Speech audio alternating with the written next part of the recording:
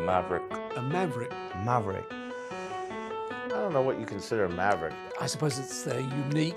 Different. Somebody with a touch of genius. Wild and crazy. In between outlaw and the old west. Supremely self-confident, occasionally misguided, but always interesting.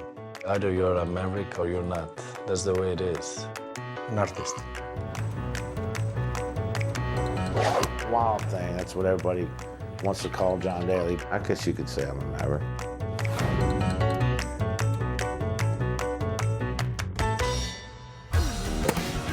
Everybody's asked me, how did you lose that much money? Hey, I had a great time doing it. Taking 18 shots to complete one hole shouldn't really surprise us. He has an X factor that only a few people in the game have ever had. You've got a huge heart. Your liver's even bigger. He got himself into trouble. He couldn't control his temper. John grabbed the camera away and smashed it. To win multiple majors under the age of 30 was very, very impressive. This is awesome. I have no skeletons in my closet. If I screw up, I'm gonna tell you I screwed up. It's kind of cool to be perceived as a wild person. People think, you know, the song Wild Thing, that's what everybody wants to call John Daly, but I am far from being wild. Born in California in 1966, John Daly moved to Arkansas when he was 4 years old. The family settled in Dardanelle, where Daly's love affair with golf began.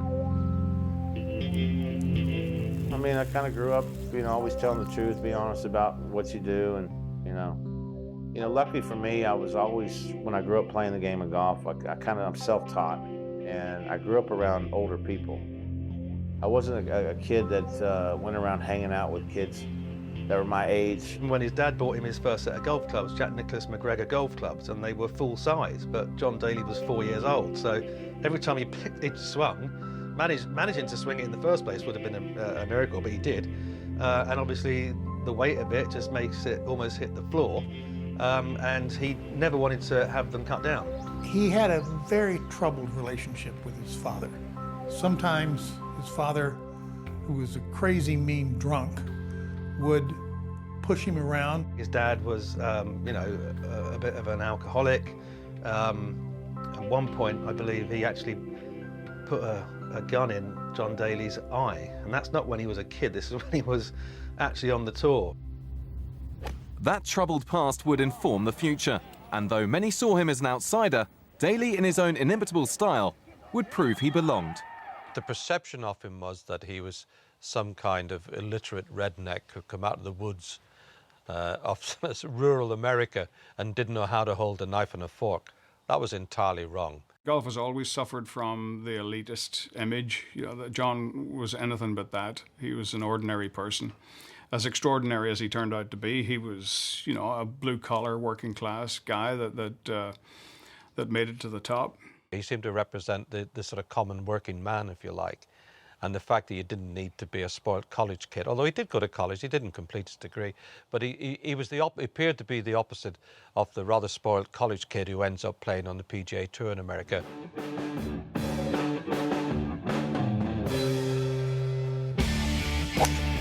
Daly may have been the ordinary American man, but the way he played was anything but.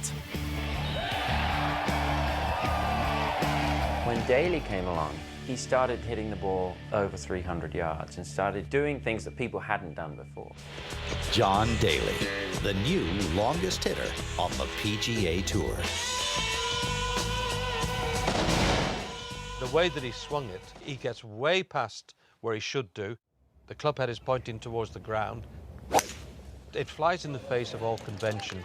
His grip it and rip it style just could be enjoyed by everybody. You know, the famous stories of him trying to hit holes in two that other people had not hit. You know, going for carries over the water that were almost impossible, taking him 4 or 5 tries, hitting it in the water, but then hitting it on the green eventually. Daly achieved success on America's Pro-Am circuit before joining South Africa's Sunshine Tour in the late 80s. And whilst he excelled on the course, off it lay temptation. I met him in Johannesburg. I was leading a tournament. He ended up beating me by a shot that day. And we were standing on the last green in the prize giving, and he said, "Do you want to come to my hotel room?" And I remember thinking, that's probably not a good idea, but I'm going to do it. He was involved in, you know, driving cars when he shouldn't have driven cars. He ran a couple of red lights, and then a couple of more, and then he got it in his head to set some sort of new outdoor record for red lights. And one of his friends counted them. He ran 17 before he got tired and said, let's pull over and stop. I went to a divorce with Dale and kind of destroyed a hotel room. After in Swaziland, they had TVs that the screens were that thick. It's like the old RCA, you know, growing up, and they were thick, and I was just beating it with my hands. Just things weren't going very good. John's inability to maintain and sustain relationships has cost him a lot of money. He had some kind of a struggle with himself in his hotel room, and he had cut himself, and I remember he patched himself together with super glue, a pretty significant cut on his hand, and went out and played well. The whole hand was puffed up, and there was a doctor there from Sweden that taped it up and says, oh man, you can't play, no way, you're playing. I said, I'm playing. And next thing, and I don't even know what I shot the second round. It was like 9 under, 63 or 64, 62 or something. And the guy I was playing with, Peter von der Riet, he goes, if a guy with a broken hand can beat me one-handed, I got to give this game up. And luckily, I ended up winning the golf tournament that week. He wins 20,000 rand. Basically, it's the exact same amount as the damage he's caused in his hotel room. So basically, he just hands him over the money and goes off on his way. You know, that's sort of classic John Daly. There was an incident at Humewood near Port Elizabeth. You wouldn't pay your caddy in cash. That's kind of, in certain places, that's almost like a death sentence. John had paid his caddy. He'd finished fairly well in the tournament, and we were sitting, and we saw his caddy running down towards the train track, and there was a swarm of caddies running after him. The next thing, John is in his rental car. I think he drove over the flagstick on the 18th hole to go down there and get Jumbo, and he may well have saved his life that day. Daly was still largely unknown, but all that was about to change. Initially 9th reserve for the 1991 US PGA at Crooked Stick, Indiana, a chain of events meant a last-minute reprieve. He thought he would just drive down there and just see what happened. By the time he got to his hotel, there was a message for him saying, congratulations, you're in the PGA. I think around 2 o'clock, 2:30 in the morning, and then there was a light was blinking, saying, I picked it up, just a message saying you've got Nick Price's time at 12, 12:20 or 12:30, something like that. And so I got in the tournament. It was cool.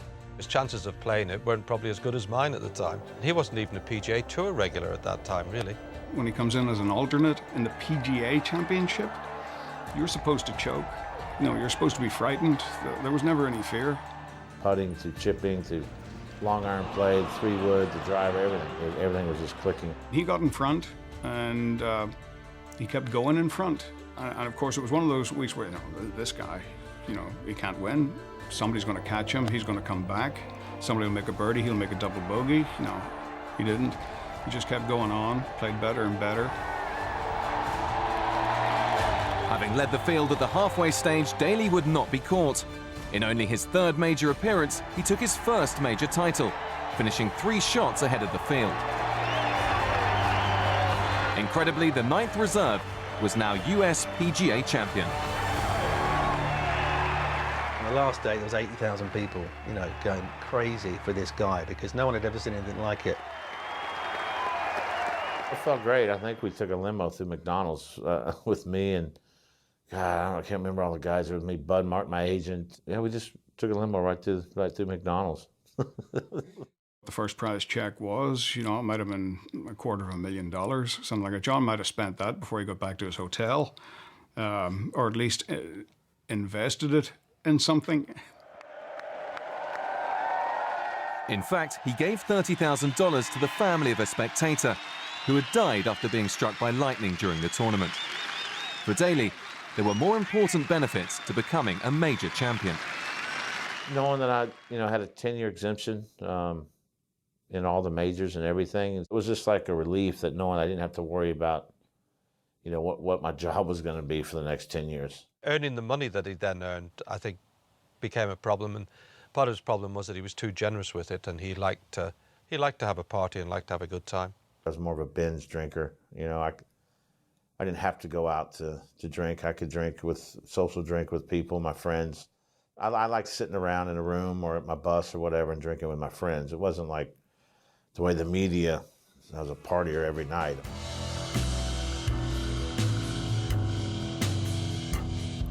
He couldn't have one drink, he had to have 20 drinks, and he couldn't smoke one cigarette, he had to smoke 1,000, and he couldn't eat one packet of M&Ms, he had to eat a bucket full. And it was the same in his personal life. He said he'd smoked 2 packs a day of Marlboro Lights, which adds up to something like 14,000 cigarettes. I have, overdosed with Jack Daniels, but, I know there's one time in the Players that I had a tough battle, because most of the time I didn't really drink during the weeks of tournaments, unless it was early in the week. It's no secret, he indulged in relationships and in partying and in bars and just in every which way that if I gave you $1 million and said, forget about being reasonable with this, just go and be outrageous with it. Whatever you chose to do that was outrageous, I can assure you probably John Daly did, and probably did at least twice. I gamble more when I drink. I smoke more when I drink. I smoke a lot more cigarettes when I drink. So my cross addiction wasn't really more of doing things on the outside of trying to find certain things to do drinking. I think the cross addiction that I had was to chocolate. I had to have chocolate, just got to have it. And to me, that was the only cross addiction I had. In May 1994, Daly won the Bells South Classic. He subsequently claimed it was his first victory sober. A year later, he arrived in Scotland for the Open Championship as an 80-1 outsider. If there's an Open you want to win, in my opinion, it's at St. Andrews because it's the home of golf. One of my favorite memories of John was him sitting on the steps of the Royal and Ancient Golf Club of St. Andrews with his over-trousers on and about 4 inches of jeans showing underneath them, with a quarter-pounder, something in a box, and I think a Marlboro Light, sitting on the steps of the Royal and Ancient. I thought, that's my boy right there. With Daly finished and leading by a shot, Constantino Rocca's second shot on the 72nd hole resulted in a fluff chip. The unpredictable Italian then miraculously holed his 65-foot putt to force a playoff with the American. Rocco, I guess he 3-putted the first hole in the playoff, then I made birdie on 2s.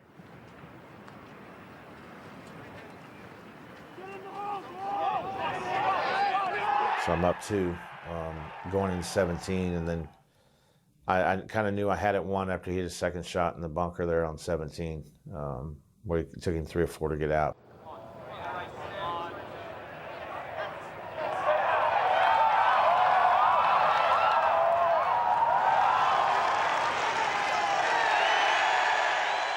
The feeling of winning another major, I mean, it's hard enough to win one. To have 2 majors, where I grew up and the way I was brought up and everything else, kind of learn on my own, and not really following the rules of what people are supposed to do because I really didn't know them.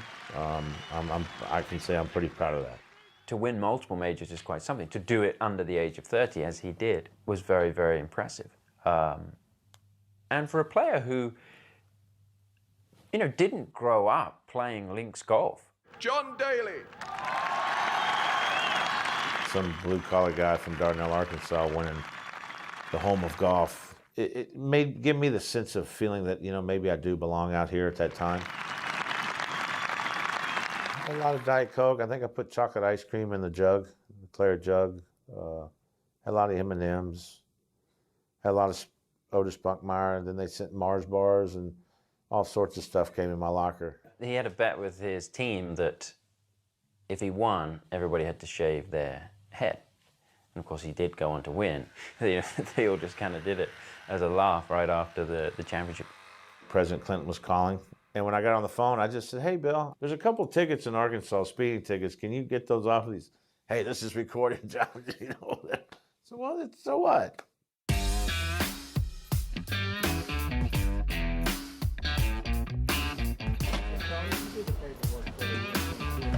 Despite his success, Daly still found time to indulge in his bad habits. He was pretty skinny when we first met, but he managed to fix that. And you know, he for a long time there. I mean, he was 6 inches taller, lying on his back for several years. Yeah, 96, I believe he started drinking again, and he went out to get some milk, I believe, for the family home. He decided not to go and get any milk. Instead, he went to a casino and gambled for 3 straight days in the casino. Gambling for me was more keeping the adrenaline going. If you're not contending in a PGA Tour event where you have all the adrenaline, the positive adrenaline, gambling kind of gave me that on the side. In a situation where you've got to go win a golf tournament to pay off gambling debts, seems crazy. I'm smart enough to know that when I gamble, most likely I'm not going to win. I don't do it to go in and win. I do it to go in and just kind of get away from everything and just enjoy myself. If I can sit in there for 7, 8 hours and break even, hey, I'm happy. You know, one time in Bally's, I had $1.9 or $2 million in slot winnings at the same time. Took that money, went over and paid Caesars, went over and paid this casino, that casino, you know. That happened a lot back then. I had such big contracts with Wilson and everything back then. I always couldn't wait for the quarterly payment so I could pay some debts off. In March 1997, John Daly was arrested and hospitalized after a 10-hour drinking session. He needed help, and he knew it. He was in and out of the Betty Ford clinic for about 4 or 5 years, or some period of time anyway, and he just didn't, he wasn't one of those guys that was going to get much out of the meetings, apparently.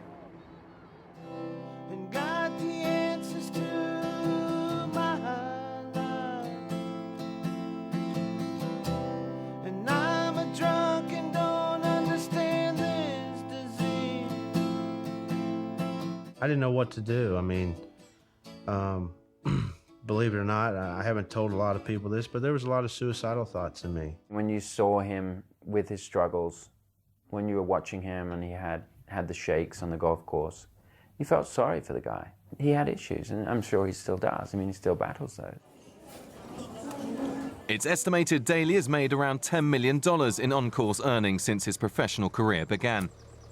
And whilst much of that has been lost, a large chunk, more than $1 million, was spent on the purchase of his 45-foot-long motorhome. It's home. You know, it's just home on wheels. And I'll pull that thing up in my house in Florida, Arkansas, and I'll just stay in the bus.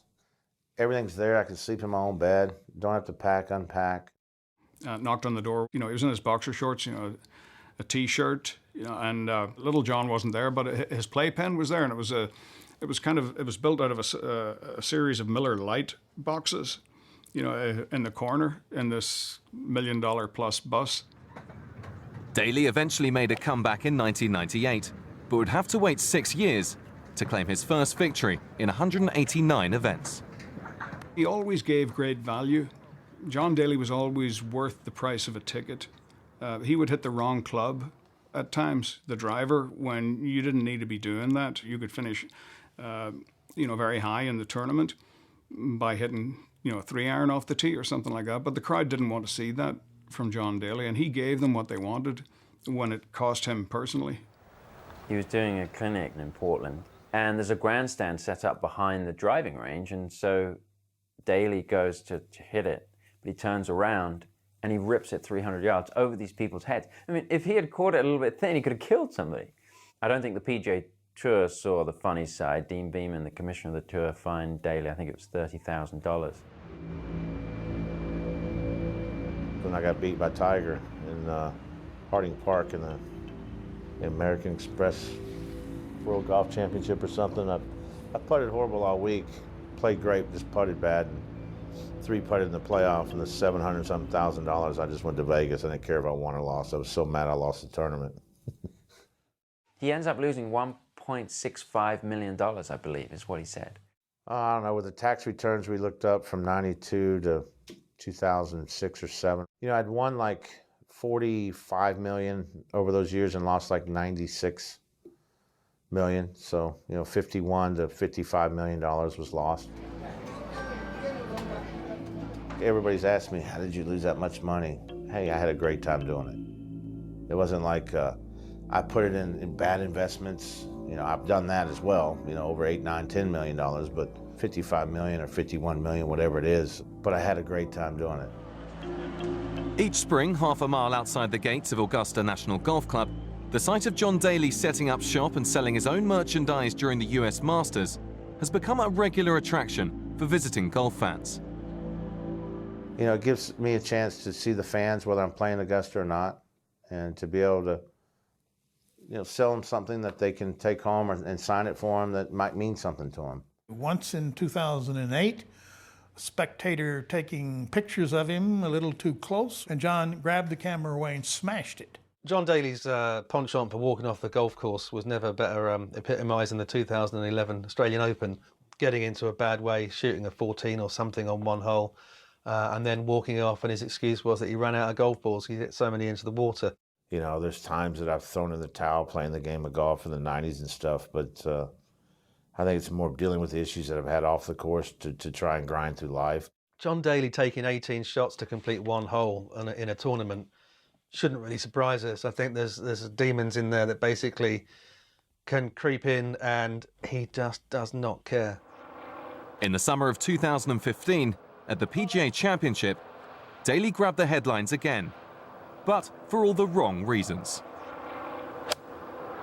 It's a 7th-hole par 3, and he dunked 3 shots into the water and then just kept going. And he ended up dropping 7. He took a 10, so he dropped 7 shots on that one hole through his 6-iron into the water itself, and missed the cut inevitably. And you just looked at it and thought, you know, John, are you ever going to grow up?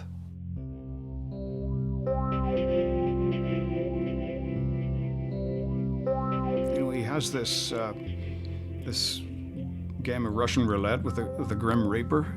You know, I mean, if that's all you've got, bring it on. You know, he comes back. It's not really in his nature to take it lying down. Daly is in this limo, and he starts getting chest pains when they're in Memphis. He obviously thinks he's having a heart attack, so he has the limo take him to the hospital. They keep him in the hospital for a short time. He's on an IV, and he calls one of his buddies to bring him a cup of water into the hospital room. And the buddy thinks it's for him to take some pills, but in actual fact, it's for Daly to have a cigarette, and he uses the cup of water as an ashtray, and the doctor comes in and is having none of it, telling him, you know, you can't smoke in the hospital. In Phoenix, I had a problem with my leg. It just went numb. Ambulance came, and the guy was just pounding on my leg, and he thought I had somewhat of a stroke, because I thought, oh my God, my leg's paralyzed. I couldn't do anything. And stayed there, I think, that whole night, and for 14 hours I couldn't feel my leg. And all of a sudden it started working again. It's the damnedest thing I've ever seen in my life. It scared me to death. That's when Peter said, hey, can I smoke in the hospital? My caddy. That was him. He got in the ambulance with a cigarette and a beer. And the guy says, look, you can't bring a beer and a cigarette in the ambulance. In the summer of 2015, he was quite seriously ill with what he thought was a collapsed lung. He said at the time that he'd made this commitment to the charity event or the event that he was playing in, and even despite having this health issue and ending up in the hospital and going through some quite serious problems, he still went out and played on Sunday because he said he'd made this commitment and he needed to be there. More than 20 years on from his Open Championship victory, a reformed teetotal John Daly continues to grab the attention at golf's major events. He hasn't won a tour event since the early 2000s, but yet he's still popular wherever he goes. If you had told me 25 years ago that John Daly would still be playing golf for a living right now, I would have laughed in your face. These last 7 or 8 years, it's been very difficult, especially when I got 3 children living with me, all my kids, and got custody of my son, who's 11 now, little John. It changes a little bit. I think if little John didn't get all his toys, in the one area and tidy it up, whether John would burn them, which, but that's fun for a kid. Hey, a bonfire. It's like a merry-go-round that never seems to cease. This is my heart. Part of the reason I think that John Daly has appealed to so many people over the years is that he's always been honest, and that's extremely rare, especially in someone who has the talent that he has. Trying to learn from the stupid mistakes I've made in the past and try not to do them again, you know. He was like a people's champion. You know, people related to a lot of the issues that he had. I can't live in the past. Do I kind of wish I had it back? You know, I don't know, maybe. I mean, but like I said, I had fun doing it. And a lot of other people that were close to me had a lot of fun watching me do it. And some of them were good, some of them were users and all that, but we had a good time.